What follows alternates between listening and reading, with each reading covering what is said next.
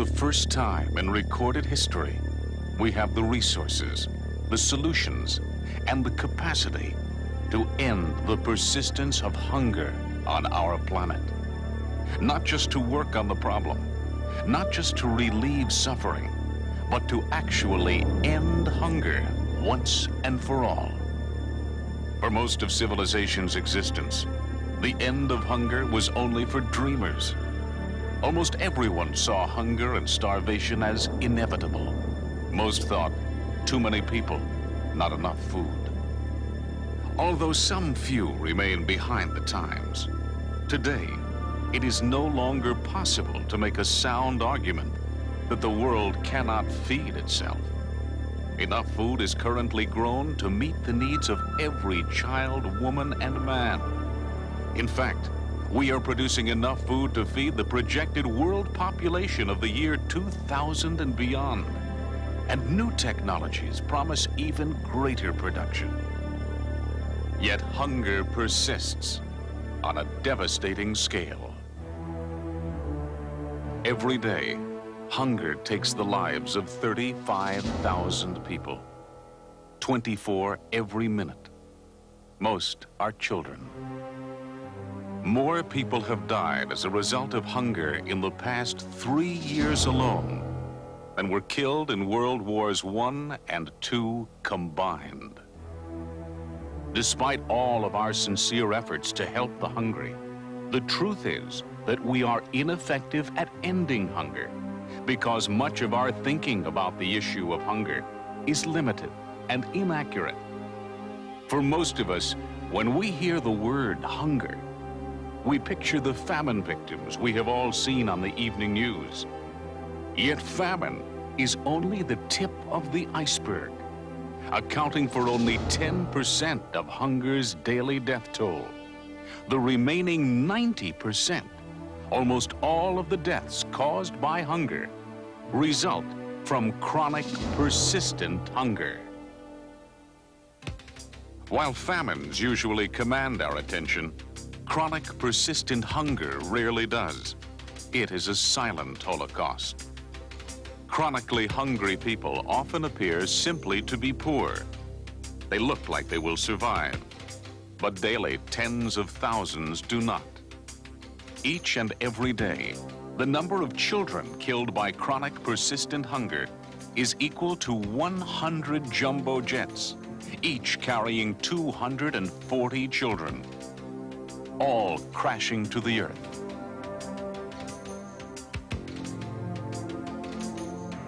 But these jet crashes never make the headlines. Somehow, despite our vast worldwide communications network, this unparalleled disaster happens out of sight and out of mind. Given the enormous scope of this human tragedy, having an accurate understanding of the nature of this problem is truly a matter of life and death. Particularly important is a clear understanding of the distinction between famine and chronic, persistent hunger. While famines occur sporadically, chronic, persistent hunger is an ongoing daily tragedy. Famines occur locally in specific geographic areas. Chronic hunger is a global condition that spans continents, persisting in more than 70 countries in Latin America, Asia, and Africa.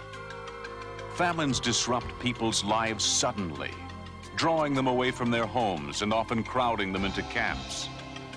Chronic, persistent hunger is a constant condition of life, inseparable from the daily experience of hundreds of millions of people.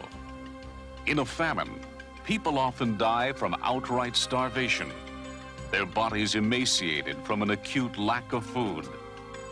Chronic, persistent hunger goes unnoticed, precisely because these hungry people are not starving to death. But like a cancer, chronic, persistent hunger erodes the body's strength and resistance.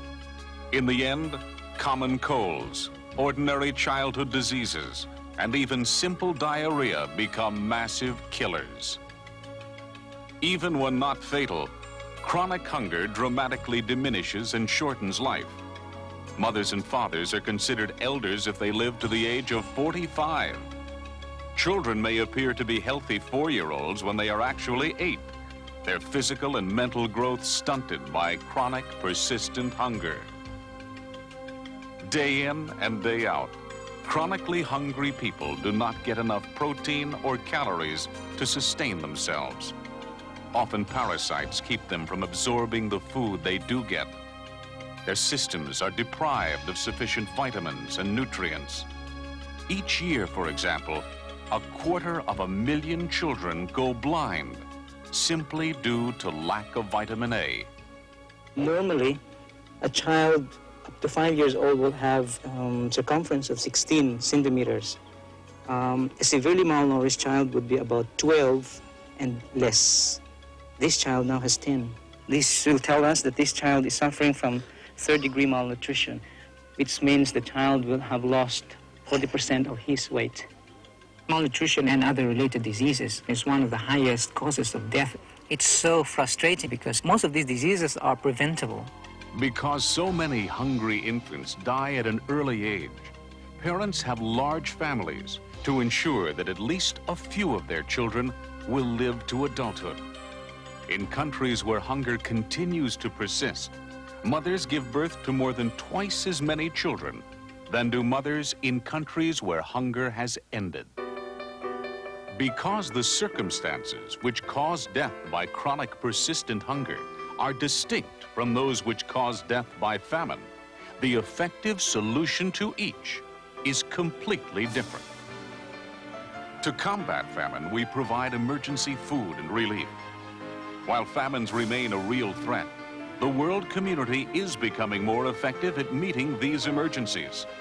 Today, when a famine strikes, the world responds. In 1988, the international community mobilized successfully to avert a famine in Ethiopia. Now, famines can be anticipated, dealt with rapidly, and even prevented. Yet a similar global effort to end chronic persistent hunger has not been launched.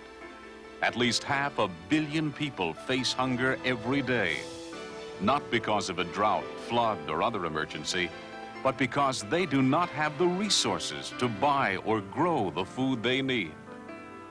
No matter how hard they work, chronically hungry people do not have the chance to be productive. To state it simply, they do not have the opportunity to bring their own hunger to an end. But without opportunity, hungry people cannot end their hunger. To provide that opportunity, people must have access to education, to health, to pure water and effective sanitation, to protective vaccination, to family planning services. Opportunity means access to land, to seeds, to agricultural tools.